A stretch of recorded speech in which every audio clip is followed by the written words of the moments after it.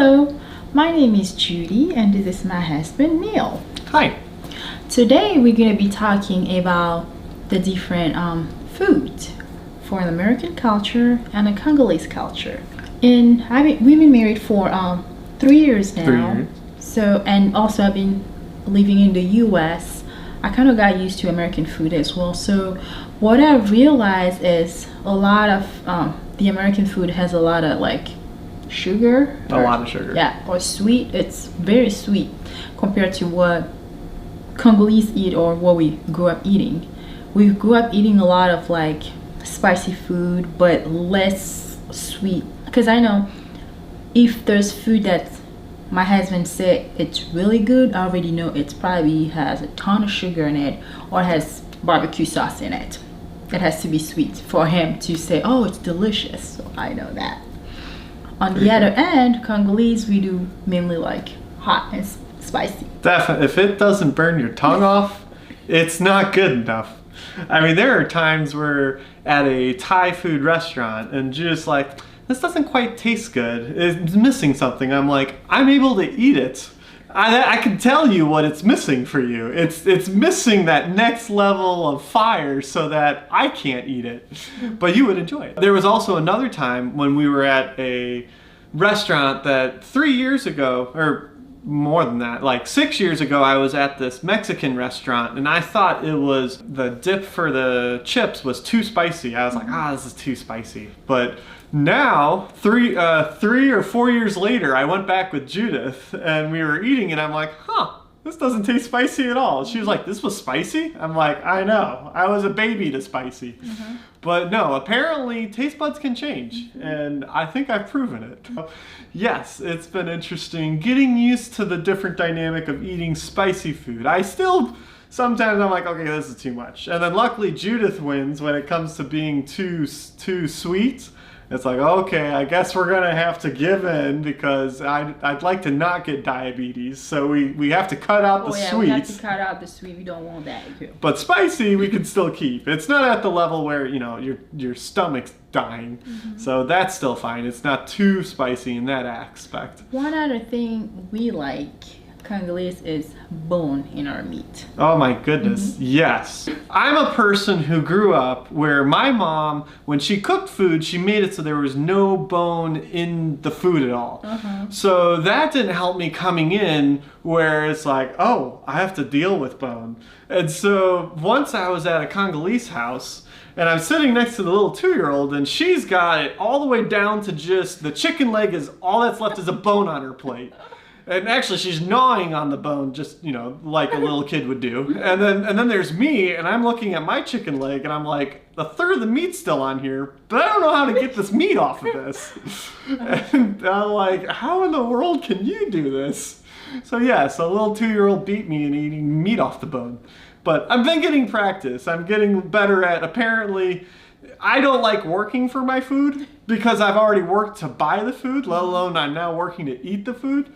But every Congolese person I've talked to so far, they've all told me it tastes much better having the bone in it. And I've had a few Americans tell me that too. Exactly. So it's not an only Congolese thing, but in my opinion, it's not worth the effort for something I can't taste.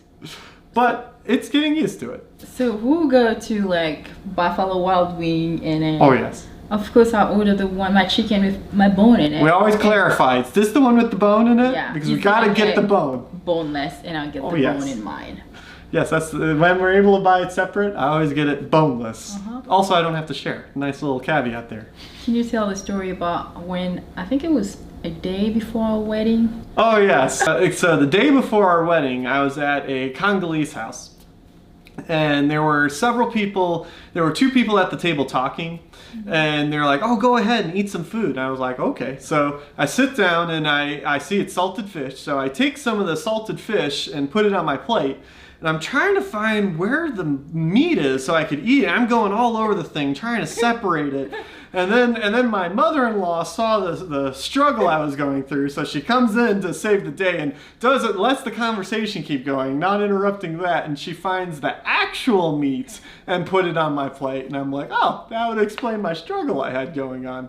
So apparently there are different, in their casseroles, they'll like push things to the side, like all the bone, and they'll grab the meats. And I'm like, now I know when I'm looking at the food, especially salted fish casseroles, you gotta look for the actual meat. You don't just grab anything and put it on your plate. So I'm not used to that in my dishes. I grew up eating a lot of salted fish. We love it. Now that I'm married to Nelson, I've been buying the type of salted fish that doesn't have bone, just so that he can eat it too, because he struggles. He always miss one bone and then it's a whole like... That's so much fun. One time when Judith was cooking, she called me over. She's like, hey Nelson, here, try something. I was like, okay, what is it? She's like, just try it. I'll tell you. I'm like, okay. So I tried it. It was chewy. It was flat. It was not like a hard chew. It was weird. So I'm like, what is this? And she's like, oh, it's a fish eyeball. I'm like, what?